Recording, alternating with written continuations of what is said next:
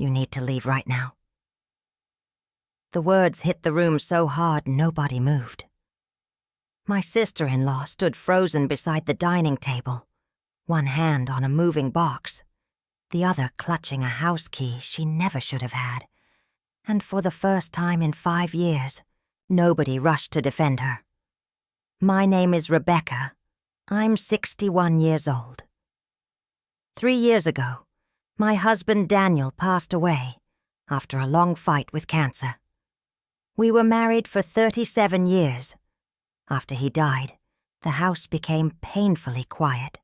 Every room carried a memory, every chair, every picture frame. Some days I thought about selling it, but Daniel built that house with his own hands. He laid the flooring himself, installed the kitchen cabinets, even planted the oak tree in the front yard. So I stayed at first. My husband's younger sister, Vanessa, seemed supportive. She called often, dropped off meals, asked how I was doing. I was grateful. Then little things started happening. She'd walk into my house without knocking. She'd rearrange furniture, tell me which decorations looked outdated, suggest I convert Daniel's workshop into a home office. Every suggestion came wrapped in a smile, but they weren't suggestions. They were instructions, and each month she became more comfortable. Giving them, one afternoon she stood in my kitchen and said something that stopped me cold. "You know, this house is really too much for one person." I laughed awkwardly. She didn't, I mean it. "You should think about your future. My future." In the house I'd lived in for nearly 4 decades. After that, the comments became constant.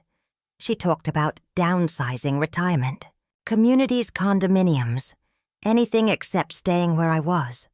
What made it worse was that several family members agreed with her. They said she was only concerned about me, only trying to help. Maybe, but something felt off. Then I discovered something strange.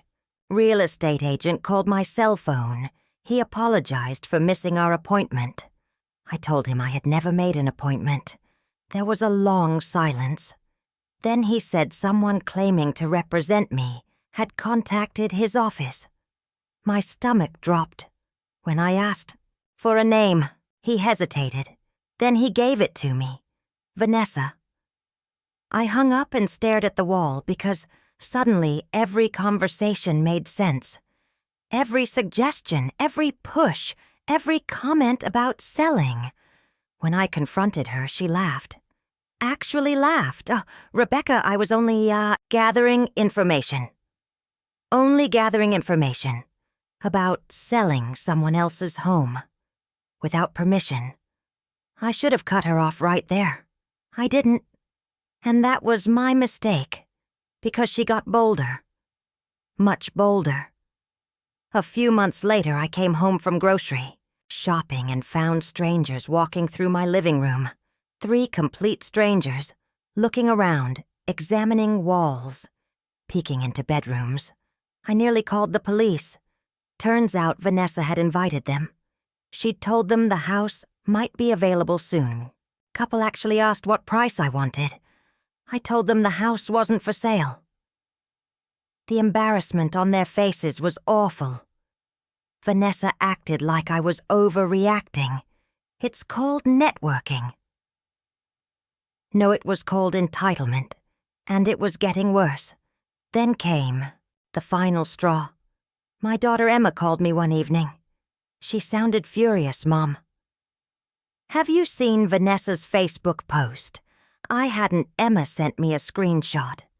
There it was, a long post about helping me transition into the next phase of life, about supporting my move, about preparing the family home for its next chapter. Hundreds of comments congratulated her. People thought the sale was already happening. Some even asked when the property would be listed. I sat there staring at the screen. My hands were shaking because I finally understood something. Vanessa didn't think the house belonged to me in her mind. It was already hers to manage, already hers to control. That was the moment I stopped being polite. But what she didn't know was that karma had already started working. A week earlier, I'd met with an attorney. Not because of Vanessa. At least, not originally. I wanted to update my estate plan, make sure everything was organized. During that process, the attorney suggested something important. Place the house into a trust protected. Keep ownership clear and legally documented. So I did every detail, every signature, everything official. Then I waited. 2 weeks later, Vanessa made her biggest mistake. She arrived at a family barbecue carrying moving boxes. Actual moving boxes. She announced she planned to use one of the spare bedrooms temporarily while renovating her own home. Nobody had invited her. Nobody had agreed. She simply assumed it would happen. And then she pulled a house key from her purse. A key I had given her years earlier for emergencies. The room went silent. Vanessa smiled and said she would start bringing things over the next day, like it was already settled.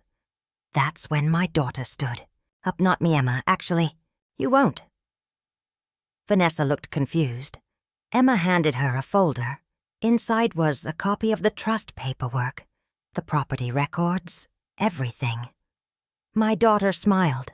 The house isn't yours to manage. It isn't yours to plan for.